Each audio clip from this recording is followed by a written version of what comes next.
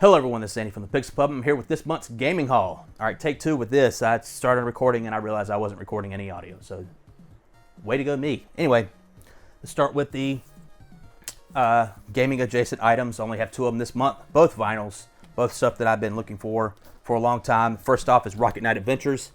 Resparked, this is the soundtrack for Rocket Knight Adventures. Rocket Knight Adventures 2 Sparkster on the Sega Genesis and Sparkster on the Super Nintendo. I got this specifically for Rocket Knight Adventures. I remember seeing that vinyl on Yeti years and years and years ago. Yeti, the website that sells t-shirts and stuff. They also sell vinyls.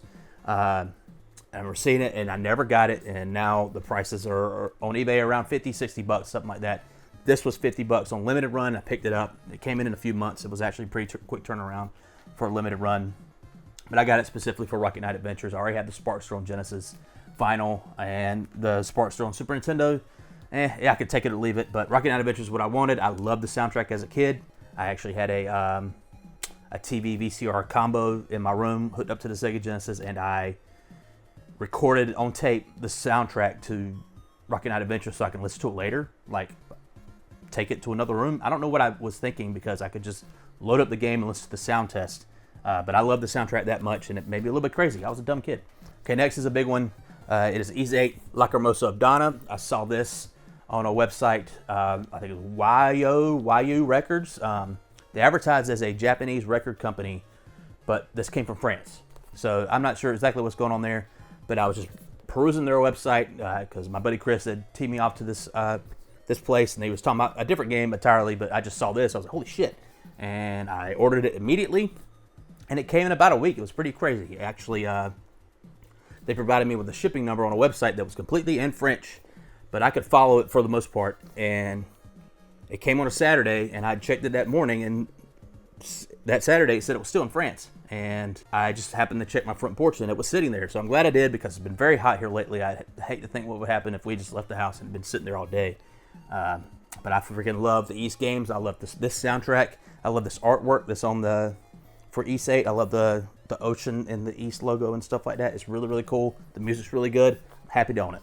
Okay, before we get into the games that I have surrounding me right here, I'm going to show this picture. These are the GBA games that Kathy has gotten over the past few weeks. She has gone buck wild crazy over the past couple of weeks since she got her GBA with the modded light on it. She got it modded again to be battery rechargeable, to have the little USB-C, and she got Analog Pocket, and she just bounces back and forth and plays a ton of GBA games. So here's some ones that she's picked up recently. Final Fantasy games. There'll be a lot of Final Fantasy in this video. Final Fantasy 4, the Dawn of Souls, and Final Fantasy Tactics. So one of those was actually not priced right, apparently, at the Trade-It, and she picked it up for a good deal. The Kirby games, the Kirby platformers, Nightmare in Dreamland and the Amazing Mirror. I've never played those games before, but I assume they're pretty good because it's Kirby. Who doesn't love Kirby?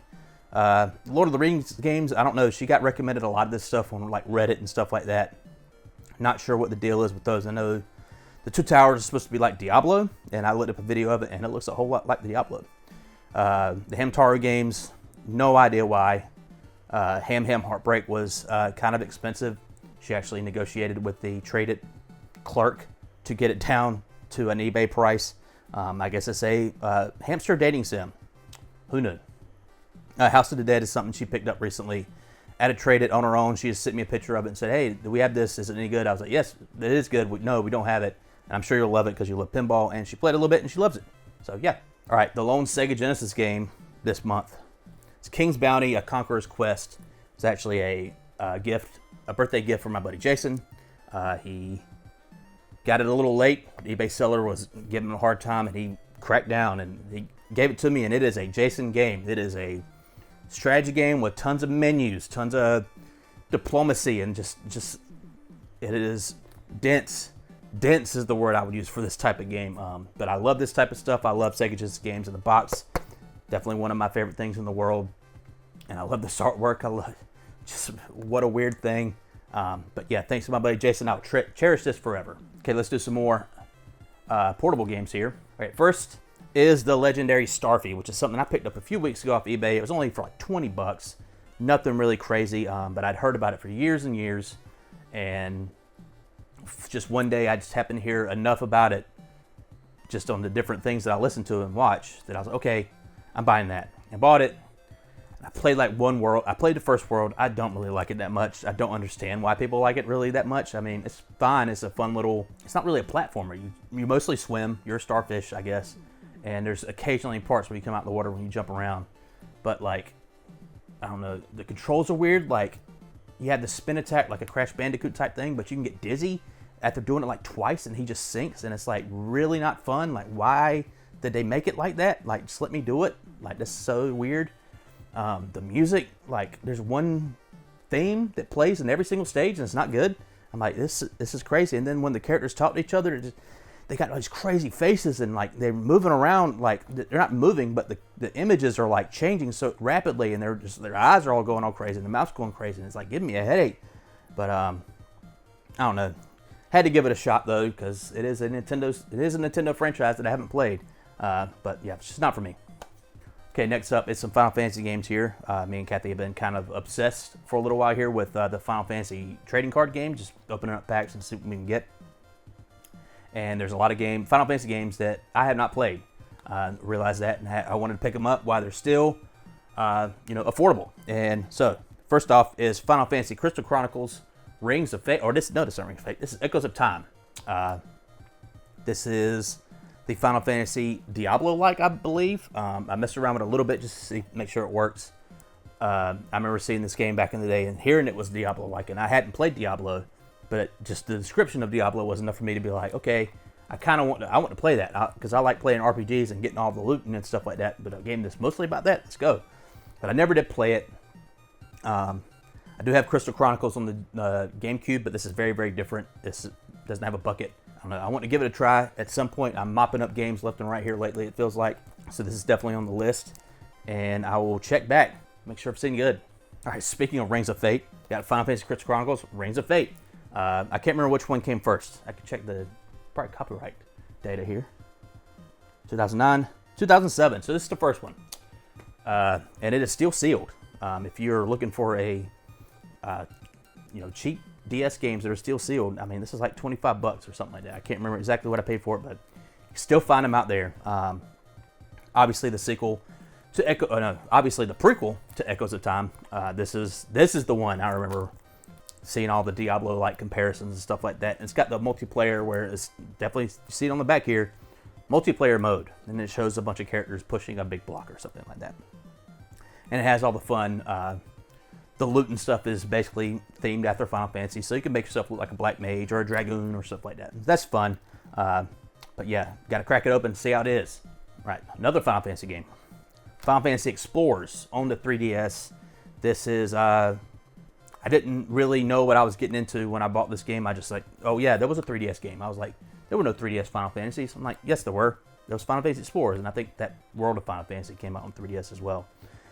But this game, as far as I can tell, is Monster Hunter, which I'm not a big Monster Hunter fan. I've messed around with Monster Hunter World a little bit, and I was like, man, I don't know if this is for me. And maybe this isn't for me, but it was $20, and I was like, I got, buff up the Final Fantasy collection. I'm a fan. Let me test this out. And I did, not exactly for me. All right, next is another 3DS game that was only released in Japan, and it's Theater Rhythm Dragon Quest. This is something Kathy picked up because we were talking about Theater Rhythm and games she could play on her 3DS from Japan, her 2DS from Japan, the Dragon Quest Metal Slime version. And I said, well, this came out over there, and you can't play it on our 3DS. You can play it on that one, and she bought it, and she loves it. I'm not super sure why. I mean, I know why, because she loves Dragon Quest, but the music in Dragon Quest isn't really something that stands out to me. Like, a lot of it's the same. A lot of it's can be very ambient, and a lot of it's, I don't know, it's just every single game has like kind of like the same music, it feels like to me. I don't know. Tell me if I'm wrong. I've only played a handful of Dragon Quest games, even though I really like them. But yeah, Theater Rhythm, cool ass series. Okay, wrapping up the DS games here, something, a little bootleg, actually a lot of bootleg. I spotted this on Amazon for I think $27, and it is 208 games on the DS. I don't know what's rattling around in there right now. Oh, this thing, it like holds your little cartridge for some reason. Anyway, there's 208 games on this thing, and it works as advertised as far as I could tell. I've tried out a handful of games on this thing, and for $28 or $27, you kind of can't go wrong if you want to play some of these games on original hardware. And it's got the stuff that you might want, like all the Pokemon, all the Castlevania games, the Mario games. I don't want to blow up this person's spot or this company's spot or whatever, but this just was on Amazon. If you just look up DS games on Amazon, this was the first thing that came up, because I was looking for sealed DS games, like that Crystal Chronicles game. But yeah, this came in. I fully expected not to work. I was gonna gamble my $30. All right, let's see what happens, and it worked. And it's kind of crazy. I think it shows up as a weird, like, Dark Labyrinth or something on the DS. Like when it works on a 3DS. It worked on my 3DS XL. But yeah, what a thing. Very strange. Another little kick I've been on here lately is Wii games. We went to our local Trade It, and there was a handful of Wii games that I was just happened to see for, pretty decent prices, and I was like, okay, I'll pull the trigger on these. Some games I've never played before. First up is Dead Space Extraction. It is a kind of a light gun shooter on the Wii, but in the Dead Space universe. I really like the kind of rail shooters, or whatever you want to call them, on the Wii. They're obviously not a light gun, but I have, Resident Evil Umbrella Chronicles. I want Dark Side Chronicles. That's the remake of 2, but a light gun shooter. And then we have the House of Dead 2 and 3. I want the House of Dead Overkill. But this is another one that's on the list that people really like. I tested it out, make sure it works. Played a couple levels. Couldn't get some of because Dead Space has the gun that you can change, be the horizontal or vertical, and you kind of do that with the twist of your wrist, and I couldn't quite get it to work. Maybe I could test out a different controller, because I did have the Motion Plus controller with that one, so that might have been messing it up. But I did want to save this for kind of a spooky Halloween feeling when playing, a spooky game when it's 110 degrees outside. It's not that fun. All right, speaking of not that fun, is another game I paid like $5 for. It's SSX Blur. And I really like SSX Tricky. That's kind of where I fell off with SSX. I didn't play 3 or any of the ones after it, really, except for the Xbox 360 one. And, for $5, I was like, well, I'll play some SSX, see how it goes. It's not good. People didn't like it back then. It's still not good. That's a shame. All right, got another $5 game. It's Knight's Journey into Dreams. It is the sequel to Knight's Into Dreams. Yes, that's what it says on my Sega Saturn box down there. It is basically another Knight's, and you can play it with the motion controls and stuff like that, which I was kind of back and forth on that night. I picked it up, I was playing it, having a few beers, and I was kind of going back and forth. I was like, I don't know if I like the way this controls or not. And then I would hit another point like, I love the way this controls. Then I hit another point like, I don't like this. So yeah, I think it has multiple different configurations you could play it with, but they kind of throw the motion controls up to you first because it is the Wii, and that's what they did. But yeah, it was nice to find for a good cheap price. $5, can't go wrong with that. Okay, talking about a game that wasn't $5. It's a bit more than that. That's The Last Story on the Wii. It is a RPG made by, was it made by Mistwalker? It is, made by Mistwalker, the development team that formed after that, Sakaguchi, I think was his name, left Square. They made Lost Odyssey, Blue Dragon, I believe they had their hand in that too. But this game was kind of pretty damn popular amongst internet RPG fans back in the day. I remember Operation Rainfall, that whole thing where they were trying to bring Xenoblade Chronicles, Pandora's Tower, and this over to America. And they all eventually came over to America. And this one, I played a little bit of. I need to sit down and give it more time. But it is strange so far. It actually reminds me of the very first East game, where you have to basically run into enemies to attack them. There is no attack button. As far as I've played so far, I've only messed around with the tutorial a little bit, where you just kind of aim at enemies and they runs to them and does his thing, and that's it. But I know people really like this game. We actually picked it up for kind of a deal. It wasn't cheap, but it was kind of a deal because I have it on my price charting wish list, or did. And if you do have stuff on your price charting wish list, they will send you emails when people are selling it for below what price charting thinks it's worth. And they got an email and said, hey, that's like $30 less than what it's going for, or something like that. So Kathy picked it up for me, and it's super awesome. I can't wait to give it a try. Okay, well, through the rest of this video, semi in the dark, I guess. My light went out, and it's when I have to recharge, so that's a bummer. Anyway, I'm already on a roll, so might as well keep going. PS4 games. So I picked this up like a week or so ago for like 20 bucks on Amazon.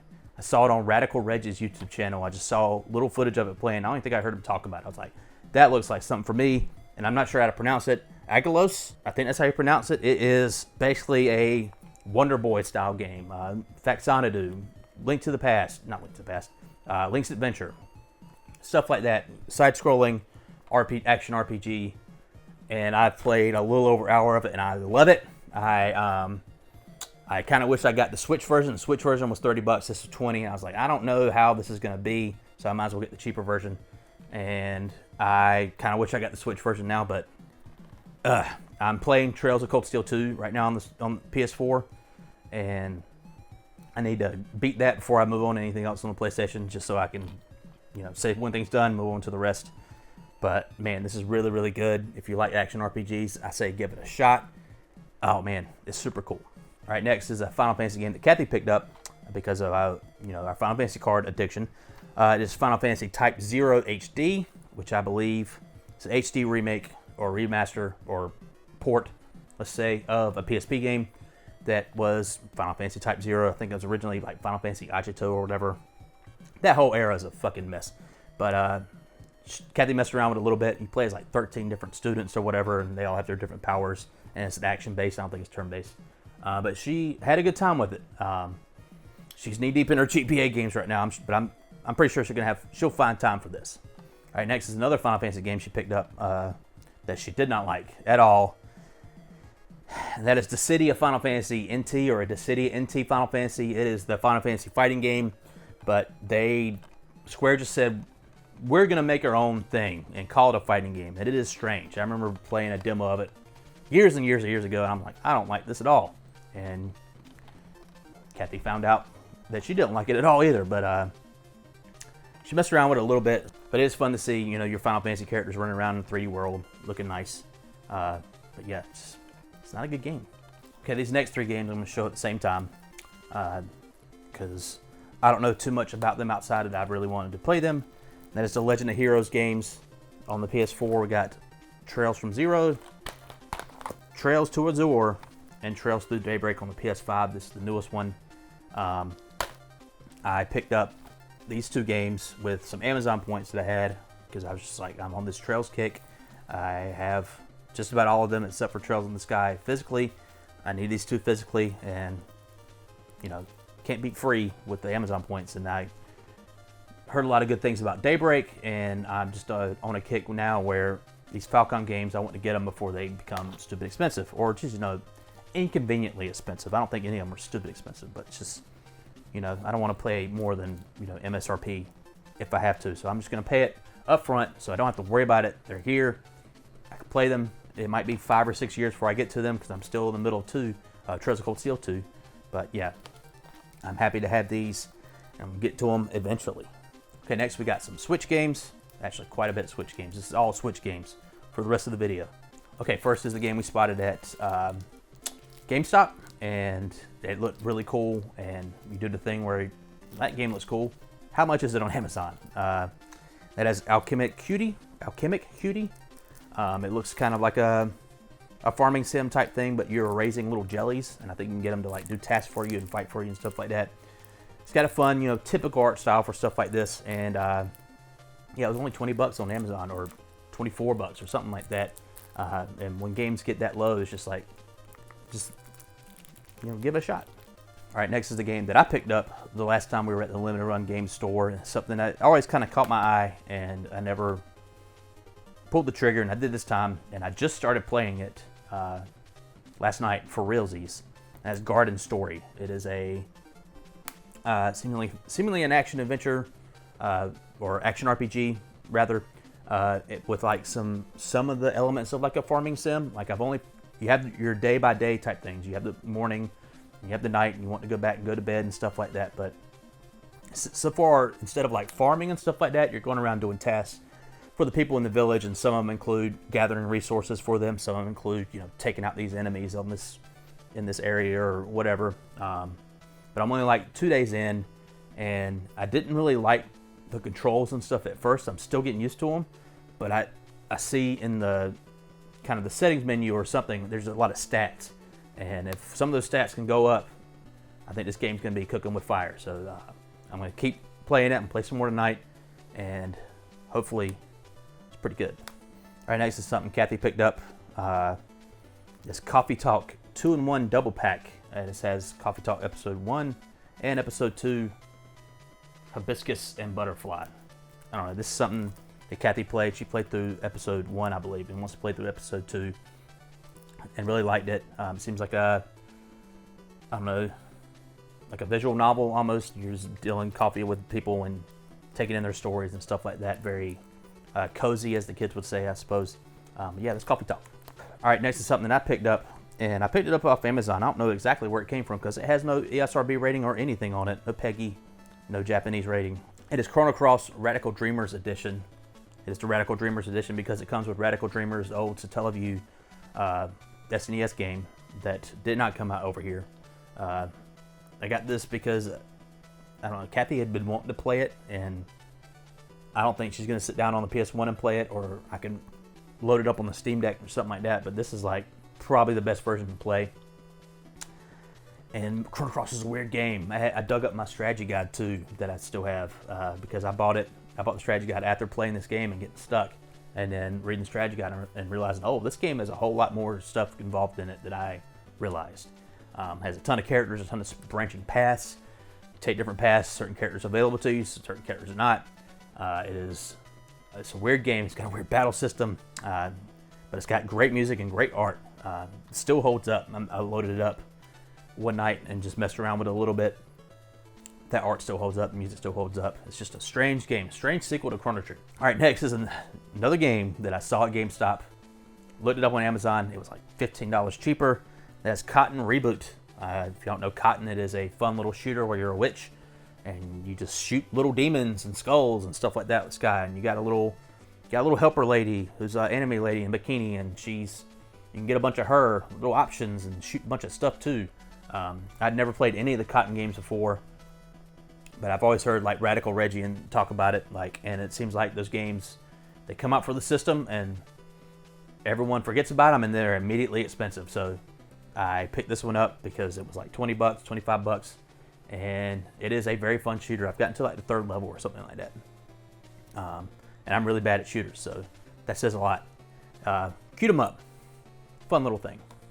All right, next is a game I got on clearance from Walmart that I've been eyeballing for a long time, and the price just never went down. And I just finally pulled the trigger because I wanted to have the complete trilogy on the Switch, and that is Xenoblade Chronicles Definitive Edition. I had the Wii version, and I played a bunch of it, but I never beat it. I have Xenoblade Chronicles 2 and 3 on the Switch, and I was like, I need to have all 3 of them. It's my OCD. I should need to have all 3 of them just ready to go and in their best form, and I could play it at any time. But like I said, it was on clearance. I just remember this game being really fun. The only problem that I had with it is that the battle system's very, I guess MMO-like, I'm not sure, but it was very different at the time, and I just remember nothing was really hard, but I just thought, I don't understand a lot of what's going on, and at some point in this game, the difficulty is going to pick up, and I'm not sure how I'm going to deal. I'm not sure how to deal with that because I don't know exactly what I'm doing. Like, I'm hitting the buttons and I'm doing my attacks, and it seems to be working. Like, is it working, or am I just getting lucky, or is this just easy? I'm not sure. But yeah, I had to have all 3 on one console. All right, next was another game I picked up from the Lone Run store. Last time we were there, it's a few months ago now. That's Monster Sanctuary. It is described as a Metroidvania with like Pokemon and Pokemon style battles. That sounds really weird to me and very off-putting. I want my turn-based stuff to not be side-scrolling, and I want my Metroid games to be action-based. Then they shouldn't cross over, but I don't know. We had these coupons that we had been sitting on for a while, like 10% off, 15% off, I can't remember what it was. And I was like, well, this is the last one here. Let me just pick it up and see how it is. I haven't seen how it is yet. But like I said, I've been knocking out Switch games. Just beat one last night that I'll talk about here in a minute. And this is on the list. I'll get to it, I promise. Okay, next is a game that Kathy picked up from the Little Run Game Store with our little coupons. That's I Can Fail, which is something that we have seen there probably since the first day we went there. It seems to be a strategy game, but like mixed up with like a magical school, Harry Potter style maybe? I'm not sure. It does have some fun art on the cover. Kind of looks like a Double Fine game on the cover here. Yeah, I don't have too much to say about it right now. Like I said, Kathy's on her GBA fix. We'll see what happens when she gets out of that. All right, I'm gonna say the same thing about the next two games. These are also Kathy games that she needs to play, that I've already played. So I don't need to worry about it. Actually, I played both of them on Game Pass on Xbox, surprisingly enough. The first one is Spiritfarer. I played through this a few years ago because of all the hype around it. This was a gift for Kathy from our friend Paula. Thank you, Paula. And, you know, I thought it was fine. It's definitely really trying to pull on your heartstrings with like death and stuff like that. And it kind of gets there, and it has like it has like the farming aspects. You got your boat, you build up your thing and do crops and give them to people and try to get people to join your boat and stuff like that. I thought it was fine. I know a lot of people kind of, really, really liked it. And that's, that is what it is. But for me, it's okay. Okay, next is something that wasn't just okay for me. It was one of my games of the year last year, I believe, and it's Sea of Stars. I love this game. I played through it on Game Pass. I could not wait for a physical version. Already subscribed to Game Pass, so just play it as soon as it came out, and I freaking love it. Kathy ordered a physical version, and it took quite a few months to get here. It came here after we started seeing it in stores, which is kind of a bummer. But I think it has this special art on it, or I'm not sure if this is unique to this, but it did come with this thing that you can make special art of, I guess, and a map or a poster or something like that. Yeah, it was a freaking cool ass RPG. If you like turn-based RPGs, you need to play Sea of Stars, especially if you like old school ones like the Super NES era. It's really, really good. All right, next is the game that I beat just last night. Recent release here is Paper Mario and the Thousand Year Door. The remake, I have complex feelings about this game. I remember really liking it on the GameCube. I still have my original GameCube version right down there. And this game's a whole lot of fun for about 90% of it, and then you get to the final dungeon, or even before the final dungeon, I was having issues just with what the game is, I guess. Fundamental stuff kind of reared its ugly head, like the item limitations and like all the resource limitations, and it just really got in my craw. To the point where I was like, I can keep playing. I haven't hit a roadblock yet, but I don't want to. I'm not having fun. I'm very stressed playing this. And the final dungeon is very long, and you do have a one reprieve at the very end where you can go back and restock up on stuff. I beat the final boss, and it took me a couple of tries. The fight before that, there's 2 fights in a row. I'm not going to spoil anything, but there's 2 fights in a row, and I got incredibly lucky just beating that fight. If I hadn't beat those 2 fights in a row, I would have called it. I'm like, I'm not going to beat it. That's fine. I'm not going to beat it. It is what it is. But since I got through that, I was like, well, let me try the final boss. And it took me most of the afternoon and night last night to do it. I did it. I could put it on the shelf. I beat it. But it really kind of did sour my feelings on Paper Mario Thousand Year Door. It kind of sucks. And I know it's like people are like, oh, get good, whatever. I beat it.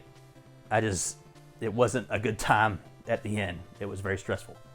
But yeah, Thousand Year Door. All right, next is something I'm sure will be very stressful for me when I do get the time to play it.